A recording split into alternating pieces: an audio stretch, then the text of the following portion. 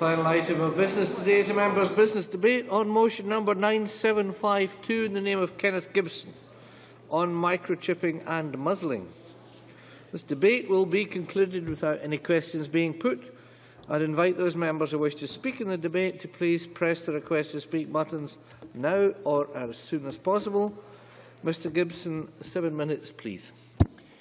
Presiding Officer, I would like to thank all those members who signed my motion to make today's debate possible. I'd also like to thank Dogs Trust, the Kennel Club and One Kind for their briefings and input.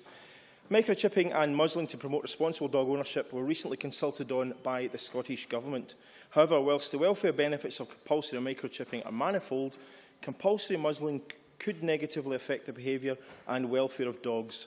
I hope, therefore, that Scottish ministers, having analysed the consultation responses, will not go down that road. Of course, the promotion of responsible dog ownership must start by recognising the benefits of canine companionship and promoting excellent care and protection for dogs under human control. Humane treatment, positive training methods and an understanding of canine behaviour offer the solution to most problems with out-of-control dogs. Microchipping is a simple and effective. Welfare benefits include the ability to rapidly identify a stray or lost dog and return it to its owner, reducing kennel time and cost to local authorities, who can emphasise to the owner that straying is not acceptable, whilst reinforcing the responsibilities under the Animal Health and Welfare Scotland Act 2006. Puppies being traceable to their breeder, helping to eliminate puppy farming and lessening the incidence of infectious disease and inherited defects from which many such dogs suffer. Deterring dog theft, easier identification and subsequent penalties for owners who mistreat their animals. Microchipping and registration makes it more feasible to trace and hold to account the owner of a dog involved in an attack, particularly in a public place where the owner is not present or leaves the scene. In time, irresponsible owners would find it more difficult to evade responsibility and be more careful about allowing their dogs to roam. The problems of out-of-control dogs must be seen in proportion and addressed constructively. There is no blanket solution that will solve every problem, and neither the wider dog population nor the majority of owners who are caring and responsible should pay the price for irresponsible dog breeding and inappropriate behaviour by a minority. Compulsory microchipping has been successfully introduced in numerous European countries, from Estonia to Ireland and Spain to Switzerland. In the UK, it was successfully introduced in Northern Ireland in 2012, and Wales and England will follow suit in 2015 and 2016, respectively. Surely the time is now right to do so in Scotland. Compulsory microchipping would need only passive enforcement if the dog comes to the attention of an enforcement officer due to straying or poor behaviour. The costs incurred should be small and more than offset by savings in kennelling. Passive enforcement would involve primarily those owners behaving irresponsibly.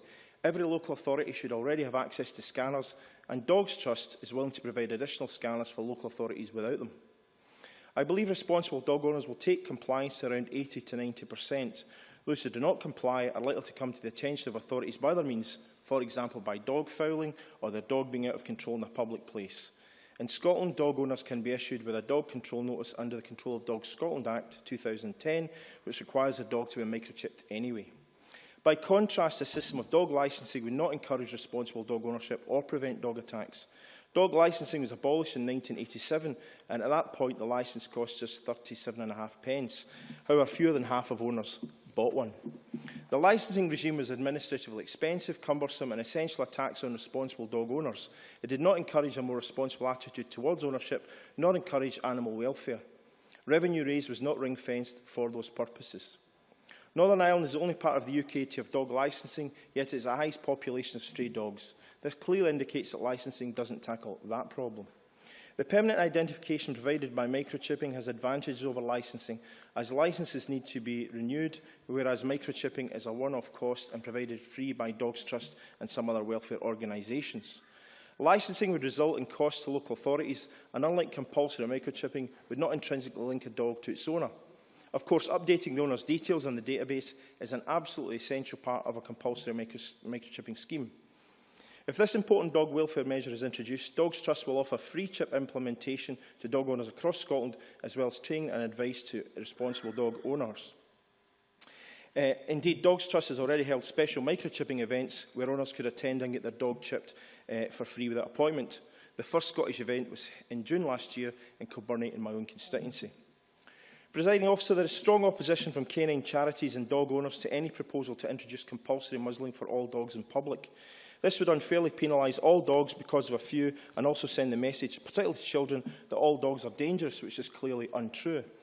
While on occasion muzzles may be necessary, to muzzle all dogs at all times as a precautionary measure would restrict a dog's ability to behave naturally, possibly causing distress, and as the Cronin et al. Study showed in 2003, would not produce the desired effect. Under the Animal Health and Welfare Scotland Act 2006, an animal's needs include its needs to be able to exhibit normal behavioural patterns. Compulsory muzzling would inhibit this in many dogs and therefore breach the Act. Muzzles should only ever be seen as a safety measure in exceptional cases and not be relied upon to fix or prevent a potential problem. Muzzles should always be the right size and type for the dog and be introduced in a way that encourages positive feelings for the animal. The Control of Dogs Scotland Act 2010 already allows local authorities to muzzle dogs if their behaviour warrants such action. Education programmes can teach dog owners of the future about responsible dog ownership through free school workshops and the provision of fun games and teaching resources. By educating young people about the responsibilities and commitment involved in dog ownership, the number of mistreated and abandoned dogs can be reduced. Dogs Trust has held 3,526 education workshops in Scotland, representing 105,780 children educated about responsible dog ownership and safety around dogs. An additional education officer for Scotland is soon to be appointed. Young offenders represent a key audience for responsible dog ownership messages.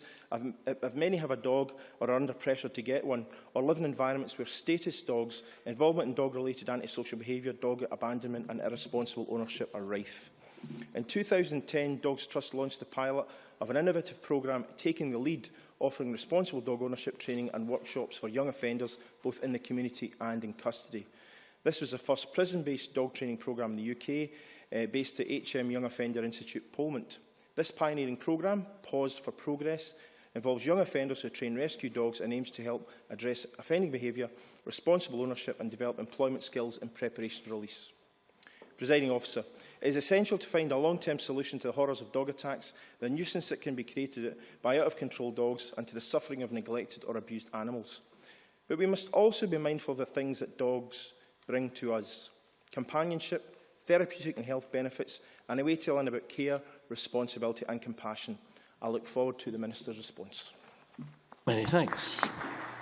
And I now call on Claire Baker to be followed by Christine Graham. 4 minutes, please. Thank you very much, Presiding Officer. I'd like to start by thanking Kenny Gibson for bringing forward today's debate and thank the Dogs Trust for all the work they've undertaken in campaigning for compulsory microchipping in Scotland and across the UK. Can I apologise to the Chamber for having to leave the debate earlier this evening? I'm disappointed to not be able to listen to other members' speeches, and I will study the Minister's reply in the official report tomorrow. In September, I held a members' debate on the issue of microchipping, and Kenny Gibson spoke then of his visit to the Rehoming Centre in his constituency. I haven't visited that Dogs Trust Centre, but I have spent time at the centre in West Calder discussing microchipping and seeing how easy it is to scan a dog. For the dog owner, microchipping is quick and cheap, potentially even free. It's a scheme that provides them with multiple benefits, as highlighted by Mr Gibson in his opening speech. It should result in a reduction in the number of dogs who are abandoned or negligently allowed to stray, as well as enabling quick reunion with the owner. Whilst the number of stray dogs within Scotland are reducing, and this is to be welcomed, they are still at a significant level. The figures for last year that is available, the 2012-2013 figures, show that Scottish local authorities dealt with 3,525 stray dogs. This doesn't just add to distress for the dog and its owner, but also has a considerable expense to the budgets of local authorities who not only have to provide the dog warden service, but also have to often meet the kennelling costs of up to a week. Microchipping also has the advantage of being an immensely popular proposal with the public, with a YouGov poll showing that 82% of adults in Scotland would support its introduction. And it's already been successfully introduced in Northern Ireland and is due to be introduced in Wales and England in the near future. And when I held my debate in September, the Scottish Government had yet to confirm its support for the measure, and in that closing speech, the Minister indicated that the Government still had some concerns over the introduction. So I'm therefore delighted that the Government have now overcome these concerns and are now minded towards the introduction. This is to the testimony of campaigners from across the country, led by charities such as the Dogs Trust. I am sure, like myself, that members from across the chamber have received emails from their constituents highlighting support for this introduction. And the government's journey towards introduction of compulsory microchipping will have been aided by the campaign, but there is also evidence that it will be a very positive policy. However, compulsory microchipping is not a measure to tackle dangerous dogs. It is perhaps another tool in the box that can trace a dog back to its owner. It can help encourage responsible dog ownership by bringing that owner into contact with services. But it doesn't change a dog or owner's behaviour in and of itself. The Dangerous Dogs consultation is disappointing in that it largely brings forward what I believe is a dog welfare policy, alongside another policy which no one, including the government, it would appear, supports, namely compulsory muzzling of all dogs. There is no support for the introduction of compulsory muzzling of all dogs. There are legitimate concerns that its introduction would have a detrimental impact on the welfare of dogs, along with reinforcing a negative stereotyping of all dogs being dangerous, which is far from the case. However, muzzling does already play a part in tackling the issue of dangerous dogs as long as it's used proportionately. And under the Control of Dogs Scotland Act 2010, there is a condition where muzzling can already be included in a dog control notice. And I believe that this condition does have the support of animal welfare charities and should be maintained. But we do have to recognise the reason for the consultation, the incidence of dog attacks with tragic consequences. How do we address the problem when the owner is beyond changing their behaviour? And I accept arguments around breed and deed and evidence that shows that many incidents happen in the home. But what more can be done to protect communities, particularly children, from aggressive dogs and irresponsible owners? Unfortunately, the consultation is limited in this area, and while I very much welcome microchipping, that is not the answer. We should be open to looking at other models of dog control.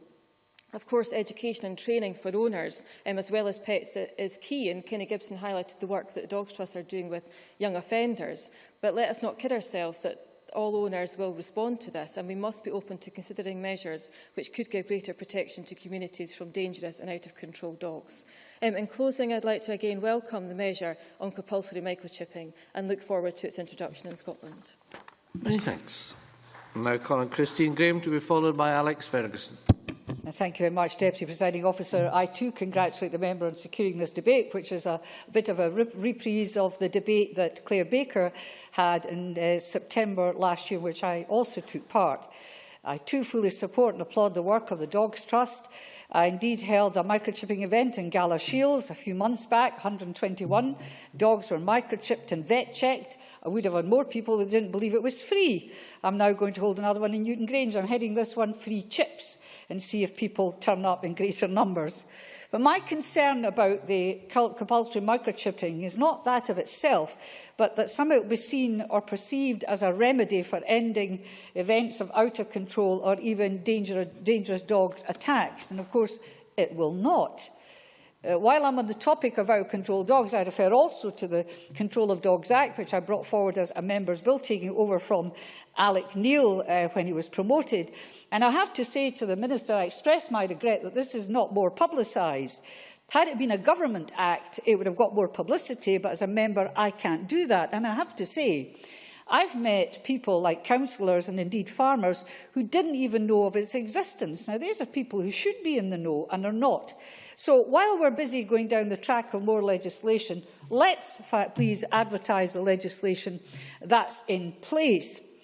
Now, the issue of compulsory microchipping, really the problem isn't so much to getting the microchipping done, it's who registers and how is it kept up to date. And I recall the words of Mike Flynn, Senior Inspector at the SSPCA, who said, "We support voluntary microchipping of pets, but not necessarily compulsory microchipping. There is no point in making it compulsory unless there's a system and legislation in place to ensure the details are kept up to date and transfer of ownership is recorded the same as if you sell a car." And I think I raised that at the previous debate that Claire Baker has. And I think that's something we have to come and overcome. And I myself responded to the government's consultation very much along the lines of the briefing from Advocates for Animals. I have to confess I poached one of their ideas, which was a presumption in law that all dogs will be microchipped by a certain date, which means obviously it's a roundabout way of making compulsory microchipping, but also brings in welfare issues. That would lead us to what you would call, as you referred to, I beg your pardon, as Kenneth Gibson referred to, passive enforcement. If there's a presumption that all dogs are microchipped, then anyone can be stopped at a certain date to say, why is it not microchipped? Because it's there. But then we've got the business of who's responsible for the dog being microchipped at any stage. And I suspect, I've certainly put into the consultation, that it should either be the owner or someone reasonably presumed to be the owner of the dog. Now, it could be the breeder, that could be part of the selling of the dog in the first place, the puppy, but certainly where the buck stops should be with the owner or someone presumed to be the owner, that the register is up to date. Muzzling, some people actually, I have to say to Claire Baker, do support it. I absolutely think it's a non-starter. Let's just take with define dog. Muzzling of dogs in public places. When does a puppy become a dog? So how do you define that?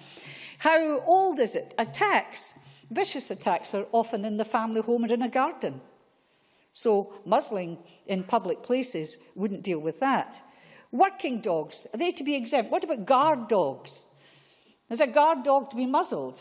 And when is it a formal guard dog, and let's put in quotes, an informal guard dog? Again, issues difficult about enforcement. And as already been referred by Kenny Gibson, it interferes with the natural activities of a dog, and it also sends a message, particularly to children, that dogs are bad news, which in the main they are not. Owners, in occasion, are, but not the dogs themselves. So I have to refer also back to the Control of Dogs Act, which permits muzzling when required. Now, that's a civil offence, which means that the evidence, the standard of proof and evidence is just on the balance of probabilities, so it's not too hard to get the evidence to determine whether or not there has been a breach. But at the end of the day, muzzling, if we went for it, would allow owners, reckless owners, to be even less responsible, in my view, because they could always say, well, my dog was muzzled at the time. Thank you. Thank you very much.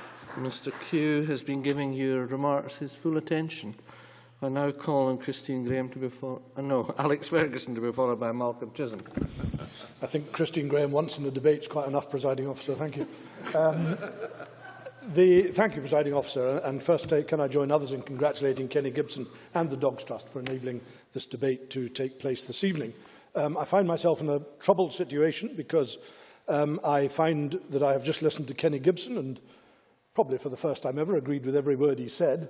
And what troubles me more than that is I listened to Rob Gibson in a previous debate and uniquely, I think, agreed with every single word he said. And so I need to put on record something that Graham Day put to me, which was that if I keep going like this, I might find myself agreeing with backbenchers of that party to another question they're going to be asking in September. So let me put firmly on the record, no, I won't. Which I'm sorry if that brings disappointment. But this is an important debate, and even if it is a reprise of an earlier one, I'm glad that it's been brought back, and I congratulate Kenny Gibson for bringing it back. And I want to start on the issue of muzzling, in which, in the motion, we are asked to express concern at the inclusion of muzzling or the prospect of muzzling. And I want to do more than express concern about it, Presiding Officer. I want to state that I would utterly and completely oppose the proposal. I'm afraid I find it is totally ridiculous. I think it goes completely against nature and would, I believe, in some cases be almost tantamount to cruelty for some dogs. Dogs need to be able to lick and to smell and to snuffle, if that's a proper word, or to put it more politically correctly, to utilise their natural behavioural patterns. But they need to be able to do that. And I do think that muzzling would prevent them from doing so. If I was a cynic, I would say it's almost a straw man option. I think there was only one question in the consultation that referred to muzzling, with some 30 referring to microchipping. So I hope it, well, for whatever reason it was in the consultation, I hope it is there to be taken out, because it's quite clear that apart from some individuals, nobody really supports this proposal, and I cannot support it either. So I'd like to come to the more robust proposal about microchipping, and without repeating all the arguments that have been made, I can see nothing really but pluses in this proposal. I think it increases responsibility, it increases accountability, it will certainly improve traceability of dogs that have been abandoned or lost, and I just feel it is one of those proposals for which the time is right, full stop.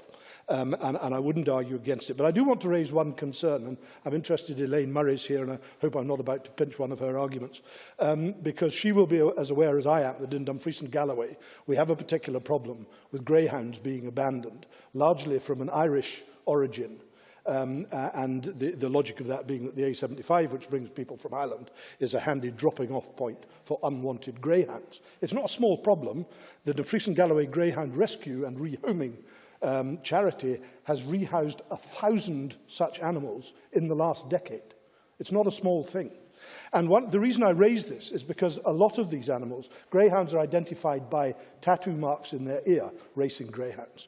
And in far too many cases, their ears have been mutilated, sometimes even cut off, before they've been abandoned, in order to try to make sure that they're not traced back to their roots. Now, the reason I raise that in regard to microchipping is I emailed yesterday Libby Anderson, formerly of the Scottish SPCA, now of One Kind, and I asked her if she had any information on how easy or difficult it was to remove microchips after they've been put in place. And she said it's universally acknowledged that microchips cannot be removed or tampered with without surgical intervention. And I simply want to raise a concern over the prospect of unscrupulous people who want to abandon their dogs of trying to get rid of the microchip in a horrible sort of DIY surgical intervention, which I would suggest would have no anaesthetic whatsoever. I do worry about that prospect, but I don't think it's a concern it's certainly not a concern that would make me oppose this proposal, but I feel it is one that we need to be aware of as we move forward with this programme. Presiding Officer, thank you. And thank you. I now call on Malcolm Chisholm to be followed by Graham Day. Presiding Officer, I'd like to congratulate Kenny Gibson for bringing forward this debate this evening. I think it's the third debate we've had on dogs within the last few months. My colleagues Paul Martin and Claire Baker having introduced the earlier ones. And I think this shows what an important subject dogs are to a lot of people. And for me, I've not got any background with dogs at all, but as a constituency MSP like others, this is a massive issue in my constituency. I think it comes up nearly every week when I go to meetings, and I apologise if this debate runs on very late. I may have to go to a meeting this evening. I expect dogs will be mentioned at it. Last week I was at a residents' meeting. It's usually dog filing. Last week there was someone complaining about a Doberman that regularly visited the house next door. The owner didn't have it on a lead. It was growling at this particular resident's children. And these are just examples that come up every week. I suppose I have a personal angle on it now, having grandchildren, and I go to the park, and of course they can't play in lots of the parks because of the dog fouling.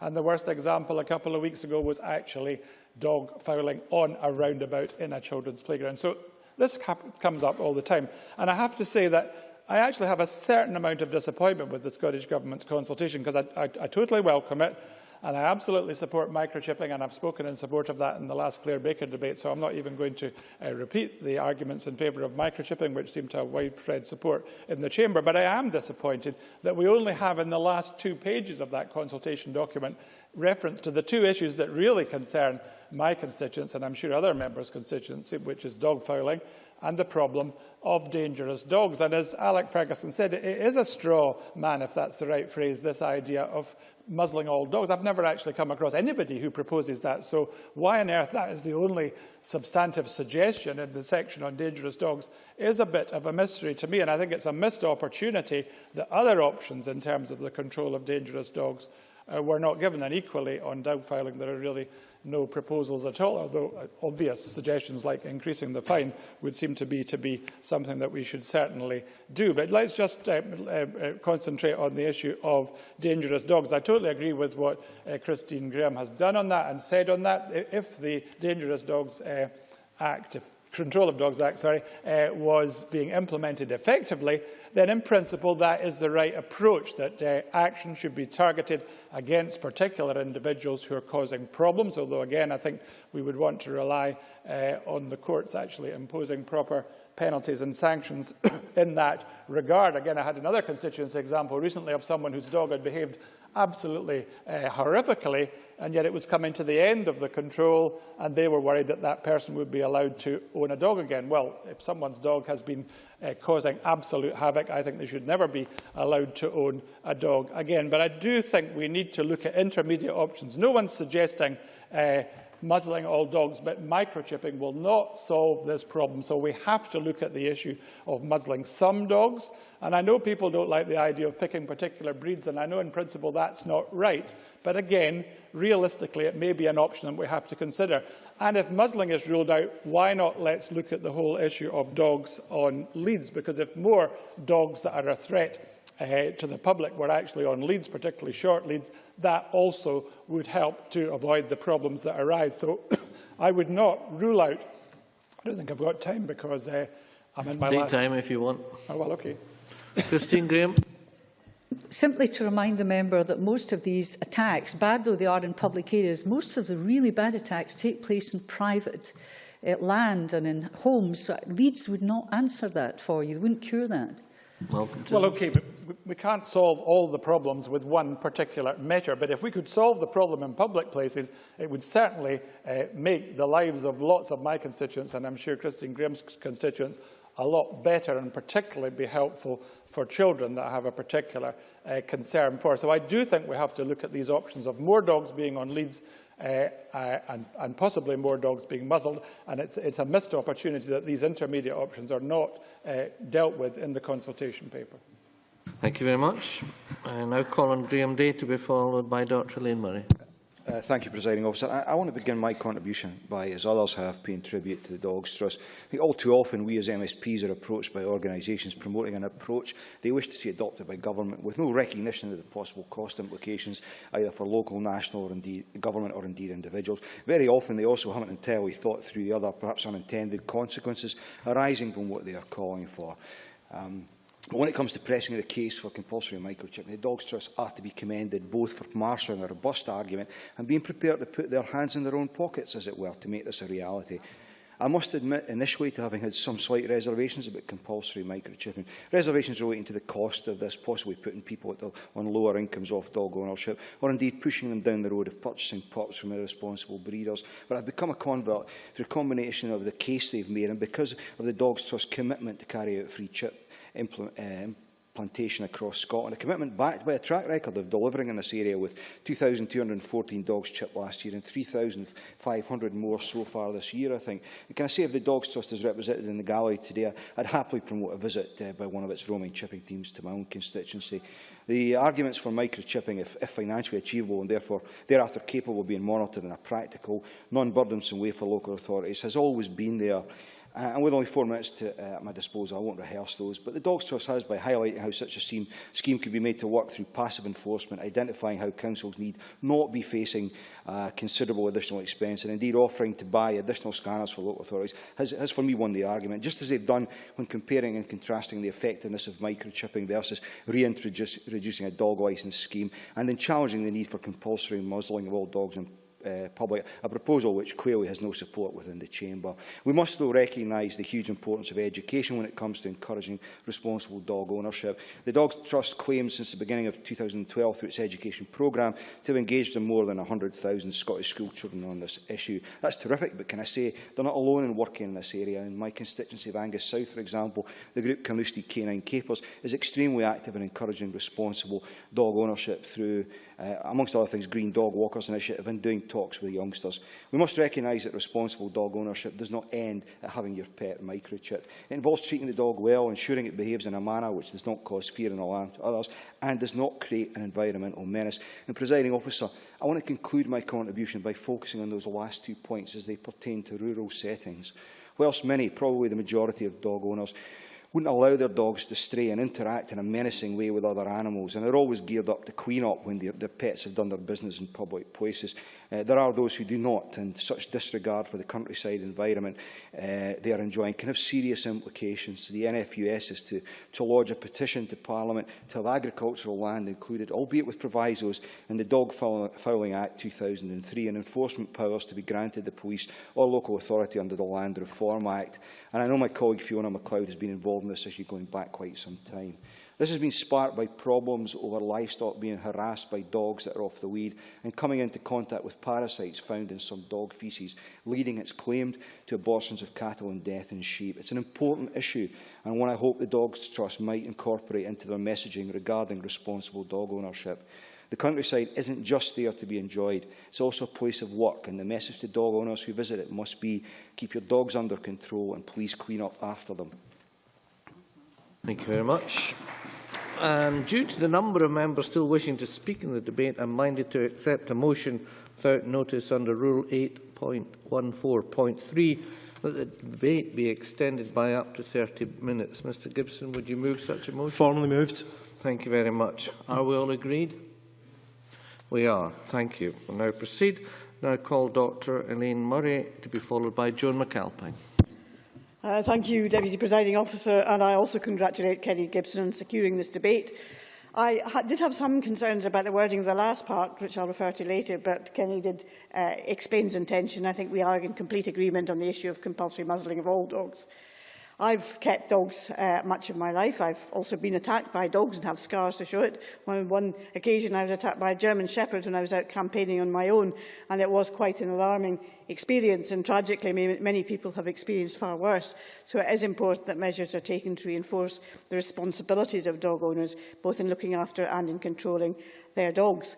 I and Labour members of the Parliament supported the Act brought in by the Members' Bill by Christine Graham, and like Christine I do wonder whether its provisions are actually fully understood and fully implemented. But I do agree with the Scottish Government that it's time that other measures are considered. I think, like others, that the consultation is perhaps rather limited, and I would like to see more strict action taken on dog fouling, for example. On microchipping, we know that Scotland is lagging behind other parts of the United Kingdom with regard to compulsory microchipping, and I'm pleased that legislation may now be forthcoming here. On licensing, I actually have an open mind, because it could be a way of ensuring that dog owners are made more aware of their responsibilities. The Animal Health and Welfare Scotland Act of 2006 required the Scottish Government to issue guidance on looking after various species, including dogs, but I'm not sure how widely this guidance is currently available. And part of licensing could be raising awareness of the correct care of dogs and the correct control of dogs. So, as I said, I have an open mind, and I look forward to the results of the consultation, hearing the views of the public. We own 2 Jackawawa bitches. They are Jack Russell Chihuahua crosses. They are both microchipped, and despite being very small dogs, there was no problem at all in having this done.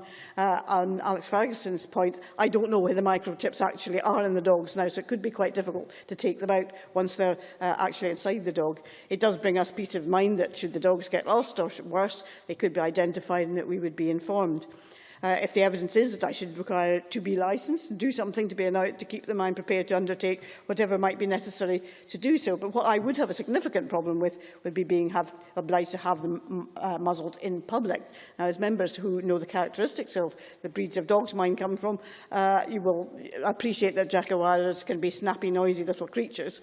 And therefore, we do keep our dogs under control when other dogs or indeed children approach. And I always warn children and their parents that the dogs do snap on occasions, and these ones have been known to snap. I also always carry bags on my person. In fact, sometimes I come into this chamber and found a bag sort of hanging out of my jacket. So I think it's an important thing that we do carry bags with us all the time if we have dogs.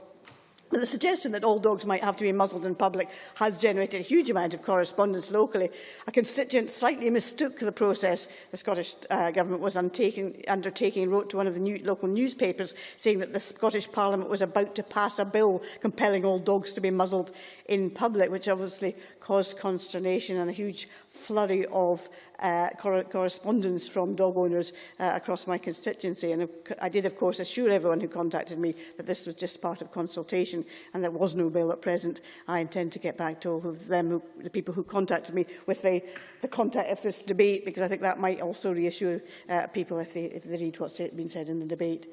Muzzling should not be imposed on well-behaved dogs, which are under control and have well-behaved owners, and if they present no danger to people or dogs. And there are, as other people have said, muzzling welfare issues are associated with muzzling. For example, dogs require to pant to cool down, and I know a lot of vets would be very concerned about the proposals of compulsory muzzling of all dogs. But, as I said, I had some concerns about the wording of the motion, because it might be interpreted as saying that compulsory muzzling should never be used. And it can be imposed on a particular individual dog owner as part of a dog control notice. The alternative to that could be having to have the animal destroyed altogether. The potential to require an individual dog to be muzzled because of its behaviour is frightening or dangerous shouldn't be lost altogether. And I was pleased that Kenny Gibson reassured me that he also held that view. Nevertheless, I look forward to the result of the consultation. We do need to stress the need for dog owners to be responsible, whatever their size of dog, large or small. We should be persuading people to be as responsible as possible in their dog ownership. So I will be interested to see the results. But let's also look at some other things, I think, to do with maybe stronger controls on dog fouling, because it's an issue which the public are very concerned about. Thanks so much. Now call on Joan McAlpine to be followed by Jean Urquhart. Thank you, Presiding Officer. I too would like to congratulate my colleague Kenny Gibson on securing this debate, and I'm too grateful for the briefings from the Dogs Trust and One Kind that have helped to inform me. Like those charities, I support the motion which calls for compulsory microchipping of dogs, but which opposes the call for the muzzling of all dogs in public. Microchipping is the responsible thing to do, as the Dog Trust says, and I won't repeat all the reasons in favour of it, which have been repeated by previous members, but it is quite clear that it would help enforce owners' responsibilities under the Animal Health and Welfare Scotland Act, although I would agree with those members that said it certainly wouldn't solve all the problems that we know exist in terms of dog mauling. I oppose the compulsory muzzling because it would punish dogs which are no threat to anyone, and I agree with Alex Ferguson in that I think it is cruel. It also wouldn't be justified in terms of it wouldn't prevent some of the worst cases of dog mauling that we've seen, which, as Christine Graham has said, have occurred on private property. My own dog is a Cavalier King Charles Spaniel, which is one of the most gentle and docile breeds of dogs in existence. And indeed, that's why I got it, because I had no experience of owning a dog, and I bought a dog for my children. I didn't come from a family of dog owners, and I felt that, I should get a dog that would be, if I didn't get it quite right, it wouldn't pose any problems to anyone else. Indeed, we should remember that dogs and humans have been companions for thousands of years, and that relationship is overwhelmingly positive. Just the other week, I was in this chamber with 2 hearing dogs from Action on Hearing Loss, and the work that we know that hearing dogs and dogs for the blind and other conditions are make an extremely positive contribution to society, and also even for people who don't have particular disabilities. Dogs can provide companionship, ease loneliness, and there's considerable academic and scientific evidence that dogs actually reduce stress and have health benefits for their owners. But I don't want to dismiss the issue of dog attacks. I think it's a very, very serious one and shouldn't be trivialised, but it's very difficult to legislate for.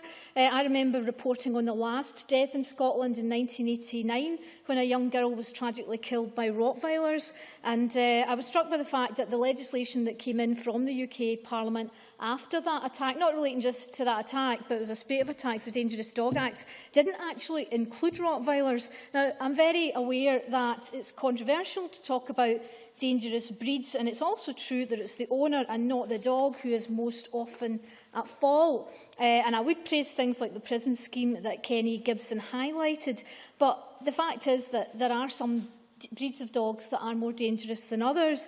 And I was looking and researching this at an American study with the Centre of Disease Control, which found that pit bulls and Rottweilers alone accounted for 67% of the deaths over the period of about a 10-year period that was studied. And you just can't argue with those kind of statistics. So therefore, I think that although the licensing system wasn't ideal in the past, I do think that the government should perhaps think about the kind of licensing system that actually encourages responsible dog ownership. I mean, I was struck by what Elaine Murray said about controlling her dogs and warning children who wanted to clap them.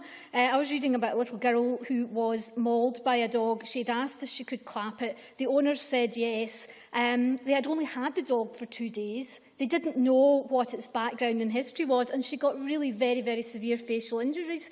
So I do think that we need to, in particular case with particular breeds, look at enforcing certain responsibilities on owners. And if you'll indulge me just 1 minute, Presiding Officer, some other members have raised the fact that the current legislation isn't being enforced. And in the consultation programme, the statistics would bear that out. For example, in the year studied, in our biggest city, Glasgow, which has a problem with dogs in certain areas, there were only 2 cases in 2 years of dog control orders. And in Aberdeen City Council, it carried out 317 investigations into dog in 1 year, but issued just 4 dog control notices So clearly we do have some legislation in place, but I think perhaps it's not been enforced in the way that we would all wish. Thank you. Thanks so much. Now I call on Jean Urquhart to be followed by Dennis Roberts. Thank you, Presiding Officer. I too welcome this debate and congratulate Kenneth Gibson for bringing it to the Chamber. Let's pull your microphone towards you, please, Ms. Urquhart. Sorry. Okay. Thank you. Last summer, I was invited to visit the Dogs Trust in the rehoming centre in Uddingston. And as someone who's always had dogs until very recently, it was both sad and yet uplifting to learn of the number of dogs picked up by the Trust, over 4,500 in 2012, who are then, all of them, well cared for by the staff and volunteers until they can be rehomed or until their owners can be traced. I was also very impressed by the dedicated work of the staff, and it was their first-hand accounts of current issues in animal welfare that led to my support for compulsory microchipping. Compulsory microchipping would go a long way to helping to reduce these numbers and to improve animal welfare in Scotland. Currently, 40% of reunions between dog and owner are due to microchipping and registration with a compulsory scheme. More of these incidences can be solved. Of course, not every dog picked up by local authorities or the Trust is genuinely lost, and some are found with clear signs of neglect or worse. Compulsory microchipping would help to bring more individuals who are clearly unfit owners to justice.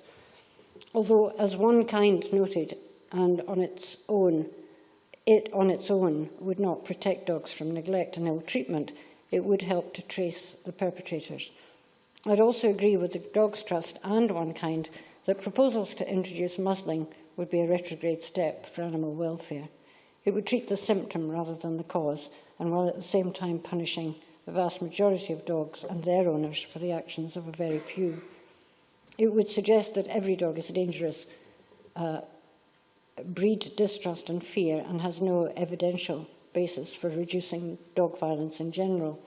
There are obviously some individual dogs that require muzzling, but there is already a mechanism for that in place.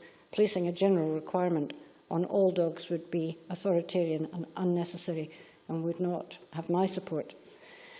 Another element of animal welfare that should be considered, and perhaps hasn't been mentioned, is the suitability of certain breeds for certain lifestyles.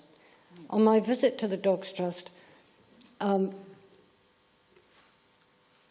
saw a large number of very active dogs, huskies, malamutes and collies, that had been abandoned or brought to the centre by owners who realised that they really didn't have the time, the space, the energy or the ability to give their pets the exercise that they needed. And I think the Dogs Trust are very careful now in ensuring that every dog they rehome is matched to an owner with the capacity, both physical and environmental, to satisfy the dog's needs. And that is perhaps another element we need to think about. My hope is that this debate can help to start a conversation in Scotland about responsible dog ownership in all its forms, and that the benefits of compulsory microchipping, as well as the case against muzzling, are recognised and taken on board. Thank you. Thank you. I now call on Dennis Robertson to be followed by Paul Martin. Thank you, Presiding Officer. Like other members, can I congratulate both Kenneth Gibson and Dogs Trust for bringing this debate to the Chamber. Presiding Officer, my contribution to this debate is, as I hope, a responsible dog owner. Although this may be questionable sometimes by Mr Kew when I want to take him out, regardless of weather, in all conditions. But, Presiding Officer, it's a point, and it's a serious point, because it is about responsible dog owners. And I was privileged to go to the summit in terms of the responsible dog ownership, and the commitment from the government. There was 2 cabinet secretaries at that summit. We've heard a lot about the compulsory microchipping, and really, I think it does speak for itself. It is the way to go. It should happen. And I remember when I was a member of the Rural Affairs Committee trying to bring that to the work programme, but unfortunately, due to other commitments, it wasn't heard at the time. But I have discussed it with the Cabinet Secretary on many occasions, and I believe that the consultation will prove to be extremely supportive of compulsory microchipping. Like others, it won't solve the problems that dog attacks have. But we are looking at, and neither would muzzling, presiding officer, and I am totally opposed to muzzling. But what I am convinced about is appropriate dog ownership and responsible dog ownership. Malcolm Chisholm spoke about keeping dogs on lead in public places. I would say yes, absolutely. And certainly in built-up areas, a dog should always be in the lead. And can I say, I have some sympathy with Christine Graham and the Dog Control Act. It was a member's bill, it was brought forward, it's not enforced. My understanding is that a dog should be in the lead when it's in urban areas, on pavements, etc. But a lead, presiding officer, also needs to be under control. So often we see people with extension leads and dogs could be 20 feet or further in front of them. They have no control over that dog. What I do support is if people have dogs that they're finding difficult to control, is that they are encouraged, whether it be by the veterinary practice or someone else, to get appropriate training. And dogs using a halty, which can actually offer appropriate training and some reassurance to members of the public, especially dogs that are maybe jumping, etc., the dog should be under control at all times. Guide dogs have always supported microchipping for its dogs, and especially for those dogs that can sometimes basically when it's playing, maybe go astray away from its owner. And there have been occasions that guide dogs have actually been stolen in public places. So microchipping is something that I support and endorse fully. I would not support at all the muzzling, and as I've said, what we should be looking at is raising the awareness in terms of responsible dog ownership. And I think that is something, presiding officer, that all members would welcome. I would hope that maybe the Minister would take cognizance of what Christine Graham has said, that there is appropriate legislation and perhaps its enforcement. Because dogs are territorial, presiding officer. And I think, as has been mentioned, sometimes when you're out campaigning or postmen go to deliver, dogs are being territorial and protecting their patch. If that is the case and the owners are aware of it, then the dogs should either be inside, and if they're outside at any time, should either be in a restricting lead or there should be a notice up advising people that there is a dog and to be aware of it. Thank you, presiding officer. Thank you very much. Now call on Paul Martin, after which we'll move to the closing speech from the Minister.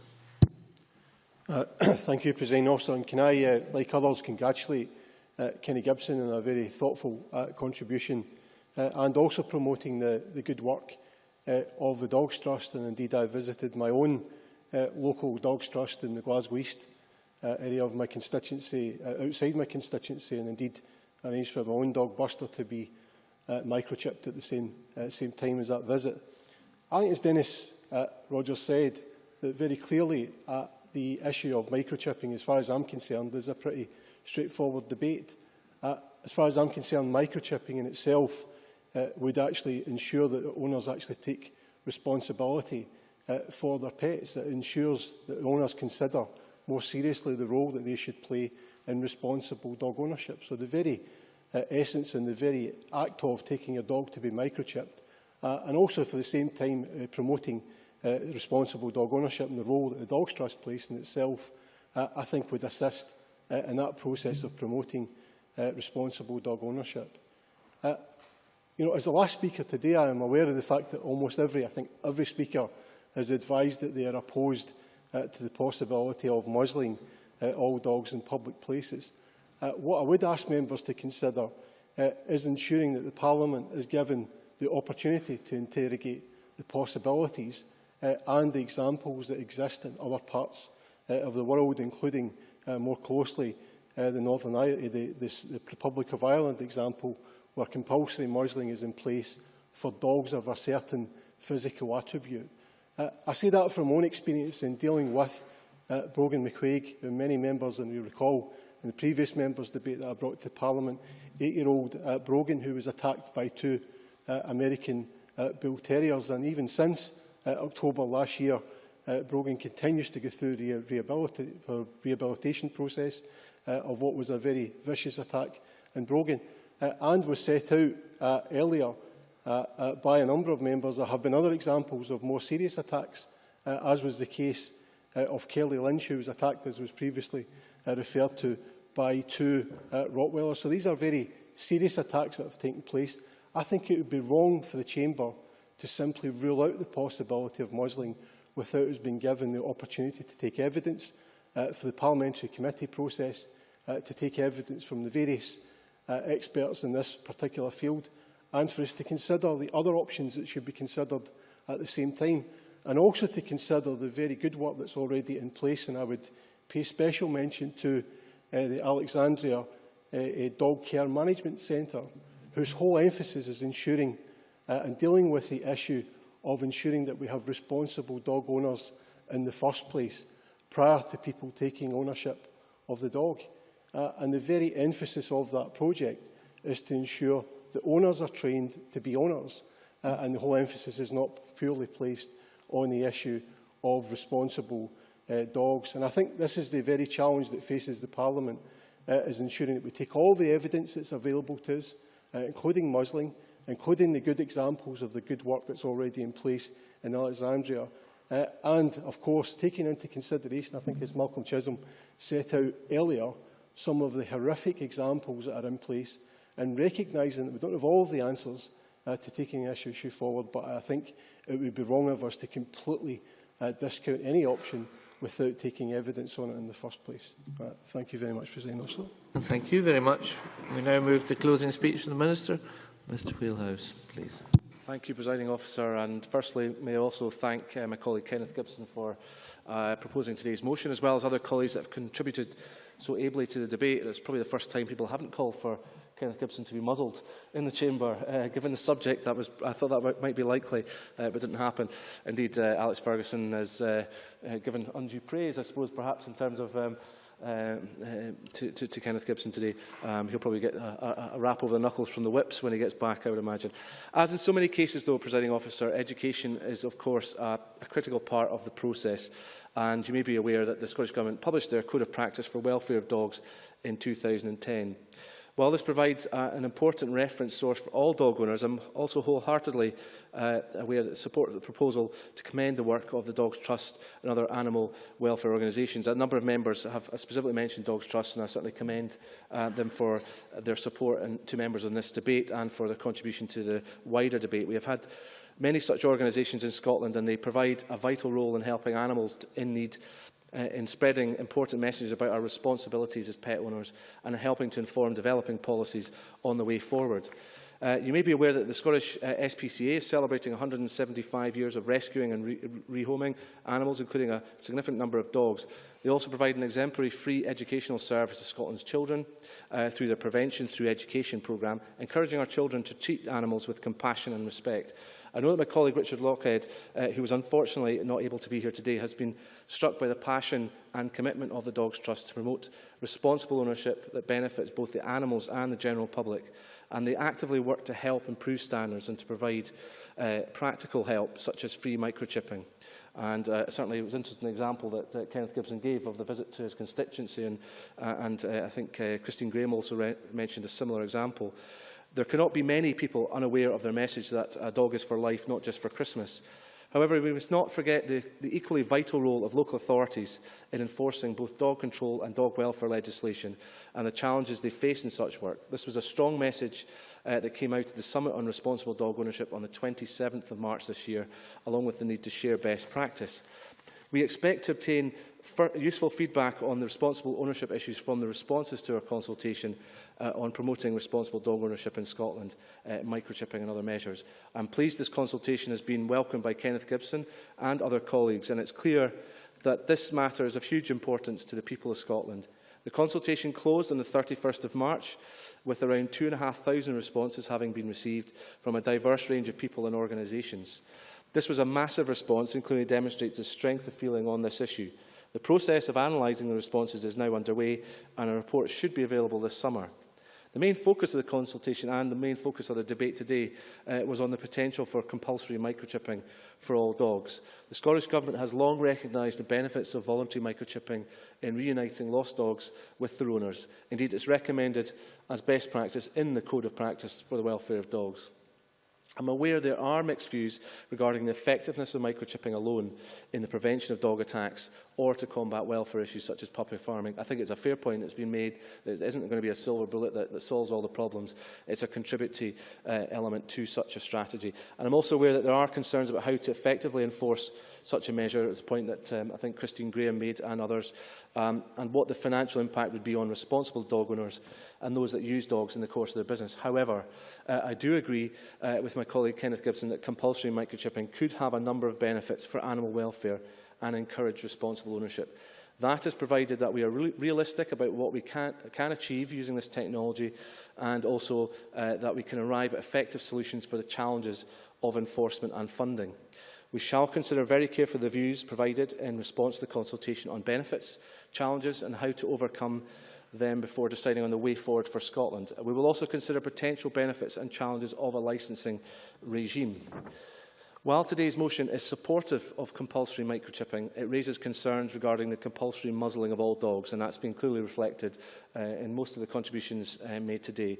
I do take on board the point that Mr Martin makes about the role of muzzling in relation particularly to the kind of incident he described, which is a great tragedy. And a suggestion was also raised in the consultation regarding muzzling. My colleague, Mr Lockhead, and I share those concerns about muzzling in general.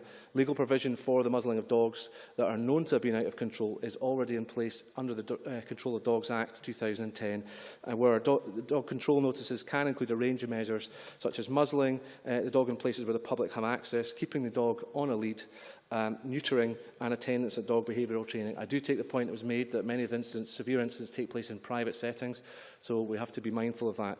However, the suggestion of compulsory muzzling of all dogs in public raises significant welfare concerns that have been raised by many members here today, and this has been a particularly hot topic within many of the responses to the consultation from dog owners themselves. There is no doubt that muzzling can prevent dogs biting. However, widespread muzzling is not necessarily a proportionate step. Muzzling impairs the ability of dogs to pant and indeed to drink water when exercising. It could also impede normal positive social interaction with other dogs and people, such as sniffing and licking, the point that was raised by Alex Ferguson earlier. And this could potentially have the unintended consequence of resulting in more behavioural problems in our dogs rather than less. Given the tragic results of dog attacks, as was outlined by Mr Martin, we have a duty to consider all potential options that could prevent further injuries. However, a sensible balance must be struck between public safety from relatively few dogs and the welfare of the large dog population in Scotland. We must remember that the majority of owners of the 640,000 dogs in Scotland are responsible, that their dogs are well cared for and well controlled. I do take the point that was made by Joan McAlpine and Christine Graham about making sure, and indeed Dennis Robertson, about making sure that we make sure local authorities know the powers that are already there and use them where appropriate. However, given the horrific consequences that can occur when things go wrong, both in terms of dog welfare and public safety, we have a moral and social obligation to continue to strive for better ways to tackle those irresponsible owners that place both dogs and people at risk. I was greatly encouraged to hear the examples, such as canine capers in Angus in Mr Day's constituency, and indeed Alexandria Dog Care Centre in Mr Martin's area, which are helping to make sure that owners understand how to look after their dogs and make sure they use them responsibly. While emotions may understandably run high, a proportionate way forward needs to be forged that recognises the many benefits to society of responsible dog ownership while dealing more effectively with those who behave irresponsibly. Thank you. Thank you very much. Thank you all. I now close this meeting of Parliament.